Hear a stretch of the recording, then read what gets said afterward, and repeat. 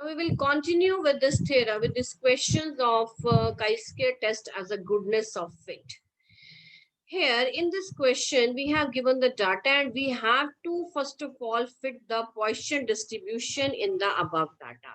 हमें इसके ऊपर Poisson distribution को fit करना है. So Poisson distribution को fit करने का मतलब है कि जो expected value चाहिए हमें, जो expected हमें फाइंड आउट करना है. एक्सपेक्टेड मीन जो फ्रीक्वेंसी है, फ्रीक्वेंसी को क्या बोलेंगे? Expected value. So expected X is equal to R, जिसको हम फ्रीक्वेंसी का नाम देंगे एफ ऑफ आर.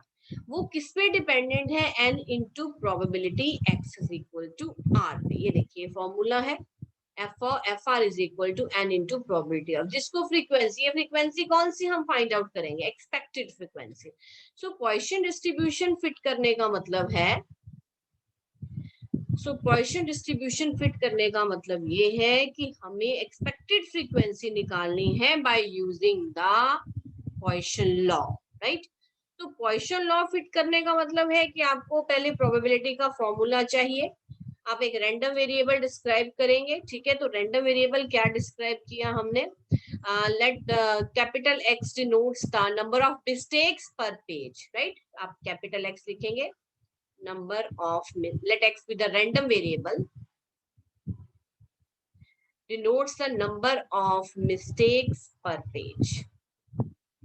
ठीक है.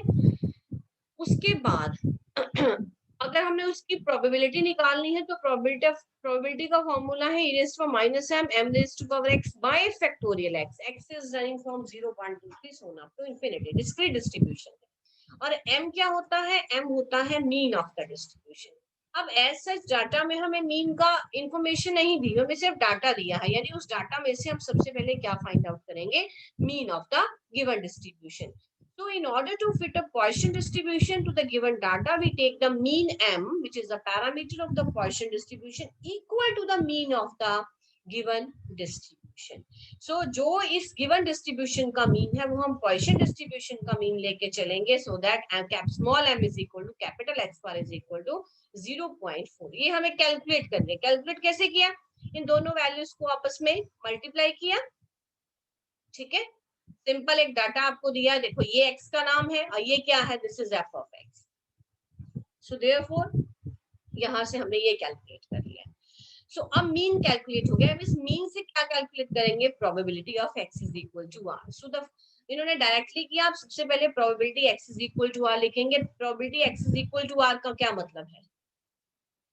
That is the probability of r mistakes per page,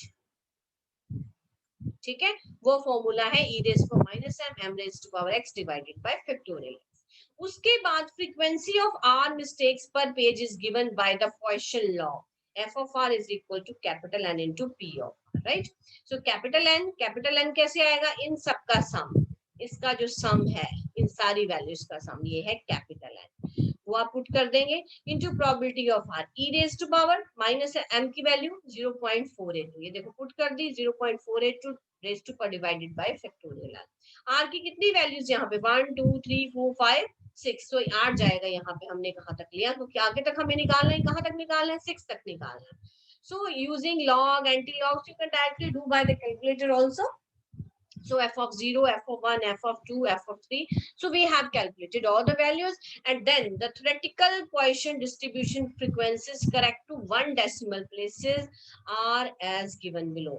इन्होंने अब इसको क्या कर दिया? जितनी भी वैल्यूज हैं 1 decimal place तक हमने लिख ली. अब देखो अगर x 0 1 2 3 4 5 x किसको डिनोट कर रहा है? Number of mistakes per page को. तो पॉइसन लॉ के अकॉर्डिंग एक्सपेक्टेड फ्रीक्वेंसी कितनी है? यानी 0 गलती कितने पेजेस पे है? 242 पेजेस पे है. एक गलती कितने पेजेस पे है? इतने पेजेस पे, इतने, इस तरह से. लेकिन दोनों इस तरह से हमने फ्रीक्वेंसी को सेट करना है कि ये वाला सम और ऊपर वाला जो सम है वो सेम होना चाहिए, राइट. अब हम हमेशा क्या लिखते हैं? ये तो सिर्फ एक पार्ट हुआ क्वेश्चन का, fit the Poisson distribution. This is a solution of the first part of the question. Now we have to check whether this data is good fit for the Poisson distribution. क्या ये data Poisson distribution के लिए fit है? तो fitting के लिए हमें क्या करना पड़ेगा, हमें का इसके टेस्ट अप्लाई करना है as a goodness of fit.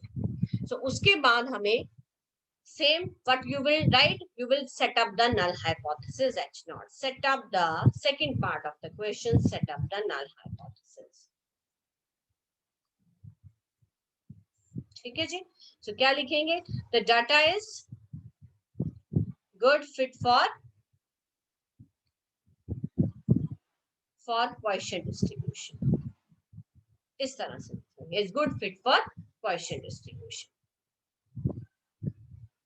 उसके बाद ऑल्टरनेटिव H1 क्या होगा, the data is not good for Poisson distribution. अगला अल्फा, अगर हमें किस लेवल पे चेक किया है, अल्फा 5% पे चेक किया है, सो अल्फा हम सिलेक्ट कर लेंगे 5%। उसके बाद chi-square टेस्ट स्टेटिस्टिक्स लगाएंगे, सेम जो रोज आपको एक्सप्लेन करती हूँ मेथड, वही summation OI minus expected of EI this whole scale, this follows chi-square distribution with n minus 1 degrees of freedom। अब यहाँ पे ये जो n degrees of freedom कितनी आनी है, this is very important in this question, how I will tell you।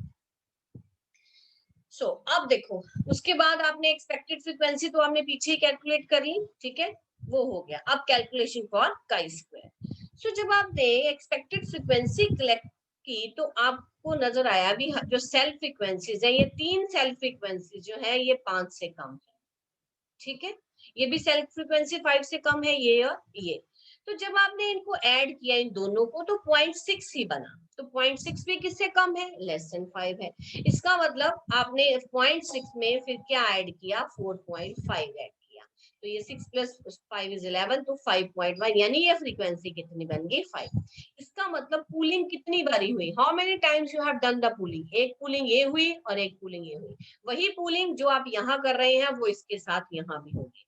अब यहाँ पे 1 2 और 2 बारी पूलिंग हुई, लेकिन अगर आप ये देखो नीचे वाला भी एक पड़ा हुआ है, ये भी इंक्लूडेड है, 0 को 0.1 में ऐड किया तो आंसर 0.1, लेस देन 5 बना, इसका मतलब पूलिंग कंप्लीट नहीं है। फिर 0.5 में 0.5 ऐड किया 1 में तो 0.6, फिर पूलिंग कंप्लीट नहीं है, तो एक पूलिंग यहाँ हुई नंबर 1, एक पूलिंग यहाँ हुई नंबर 2 और एक पूलिंग यहाँ हुई नंबर 3, 3 बारी पूलिंग हुई है। तो जितनी बारी भी पूलिंग होती है, then by the assumptions of chi-square distribution, number of times we will pool, so उतने नंबर ऑफ टाइम्स जो है डिग्री, उतने नंबर ऑफ टाइम्स जो है वो नंबर डिग्रीज ऑफ फ्रीडम में से माइनस होगा, ठीक है। अब इसका मतलब n-1 तो पहले ही होता था, ठीक है, अब यहाँ पे n-1 नहीं लिखेंगे, ठीक है, n-1 तो पहले ही था, माइनस और कितना हो गया 3, क्योंकि पूलिंग कितनी बारी हुई है, 3 टाइम्स, राइट। अब एक और पॉइंट, जब भी हम इस तरह के क्वेश्चन में जहां पे हमें फिटिंग ऑफ डाटा फिट करने की बात की हो, क्वेश्चन नॉर्मल बायनोमियल, अगर हम पैरामीटर जो है खुद कैलकुलेट करते हैं डिस्ट्रीब्यूशन का, जैसे हमने पीछे पैरामीटर खुद कैलकुलेट किया, पैरामीटर क्या था यहाँ पे, मीन ऑफ द डिस्ट्रीब्यूशन, ये हमने खुद कैलकुलेट किया, अगर हमें दिया होता तो डिग्रीज ऑफ फ्रीडम रिड्यूस नहीं होती, ये भी एक कंस्ट्रेंट है एक तरह का। तो इसी तरह ये भी, इसके लिए भी एक डिग्रीज ऑफ फ्रीडम और माइनस होगी। इस मीन्स टोटल n कितना है आपका, 0 से लेके 6 तक 7 वैल्यू, 7 - 1 -3 -1, तो आंसर कितना, यानी डिग्रीज ऑफ फ्रीडम कितनी हो गई, 2। एक डिग्री ऑफ फ्रीडम क्यों कम होती है, अब ये क्वेश्चन आपको बता दो भी, हाँ n-1 क्यों लेते हैं, क्योंकि एक कंस्ट्रेंट मैंने आपको डिग्रीज ऑफ फ्रीडम के बारे में बताया था, it is the number of statistics, number of independent statistics, number of independent variables या variates which make up a statistic, कितने नंबर ऑफ इंडिपेंडेंट जो वेरिएट्स हैं वो एक स्टेटिस्टिक्स को बनाते हैं, वो जाके बनता है डिग्रीज ऑफ फ्रीडम को डिनोट करता है। chi-square जो है, chi-square किससे बन रहा है, summation OI minus EI divided by EA, ये वैल्यू है। इसको chi-square n-1 क्यों लिखते हैं, क्योंकि अजम्पशंस में एक अजम्पशन है कि जब तक ये बराबर नहीं होंगे आपका chi-square अप्लाई नहीं होगा, तो ये कंस्ट्रेंट लग जाता है chi-square को अप्लाई करने में। तो तभी वो कह रहे हैं 1 degrees of freedom being lost because of the linear constraint summation of fi, or we write it as summation of oi is equal to summation of ei. So 1 degree freedom is lost because the parameter m has been estimated from the given data. ठीक है जी, and then used for computing the expected frequency. उसको हमने use किया. 3 degrees of freedom are lost because of the pooling the last 4 expected cells. So which are less than 5. So now for the 2 degrees of freedom, 2 degrees of freedom के लिए you will check the value, it is 5.99 and our value of chi-square is coming. कितनी आ रही है? 40. It's much higher than the tabulated value. Therefore, the value of chi-square is significant. If the value of chi-square is significant, it means there is a great difference between the expected and the observed frequency. अगर observed और expected में बहुत सारा difference आ रहा है, it means इसका मतलब क्या है कि जो given data है वो Poisson distribution में fit नहीं है. So the calculated value is much greater than 5.99. It is highly significant. So our null hypothesis is rejected. क्योंकि उन्होंने लिया ही नहीं, इसलिए उन्होंने लिखा ही नहीं. So you will write null hypothesis is rejected. So we conclude that the Poisson distribution is not a good fit of the given data. कि given data के लिए Poisson distribution जो है वो fit नहीं है. So this is a different type of question. This is a different type. So you may write it as type number 4. So all questions were related to the test of goodness of it, but their way of asking the question that was totally different. पर उनमें logic सब में same है कि chi-square लगाओ, expected निकाल लो under null hypothesis, calculate करो, फिर उसको significant value से compare करो, right?